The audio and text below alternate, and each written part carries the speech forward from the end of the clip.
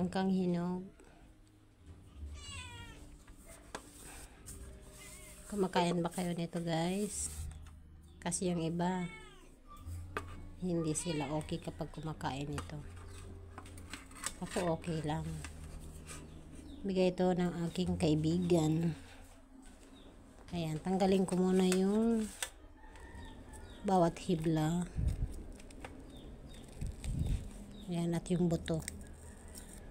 Naghugas na naman ako ng kamay, guys, kaya okay lang. At ako rin lang naman ang kakain nito.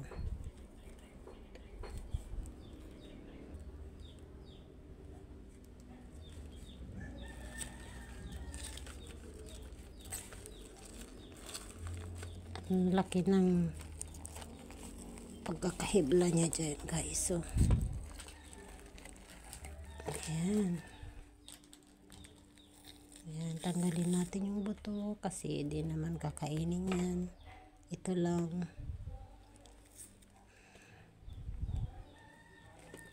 Pwede mo itong gawing minatamis or ihalo sa bilo-bilo or panghalo sa turon. Marami pwedeng pagkagamitan ito, guys. Pero ako, kinakain ko to na ganito lang. Yan, ganito lang. Oh, pwede nang kainin yan. Diba?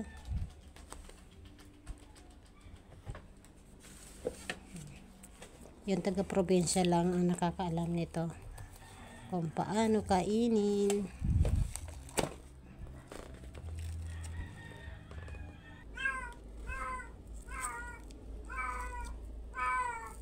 Ayan, guys. Kumbaga kahapon pa to hiniwa. Kaya yung dugo niya ay hindi na sariwa. Kaya hindi na siya dumidikit sa aking kamay. Kapag bagong hiwa, guys, yung dugo niya sigurado magdidikit sa aking kamay. Ayan.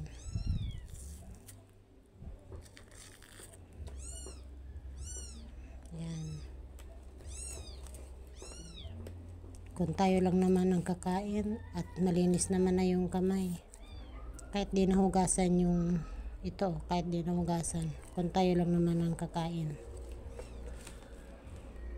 ang mahalaga malinis na yung ating kamay bago tayo hawak sa pagkain.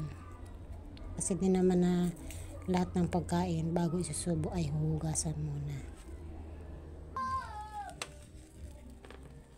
Okay, yan, guys, ubos na. Yan, wala na. At ito na yan. Oh. Ayan na, ayan na. O, diba? Ang ganda. Kuha na kayo, guys. Kain tayo nito.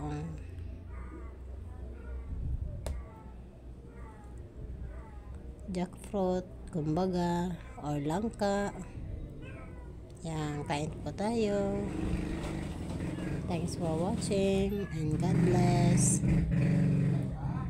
Nag-ingay naman yung motor. Okay, bye bye bye.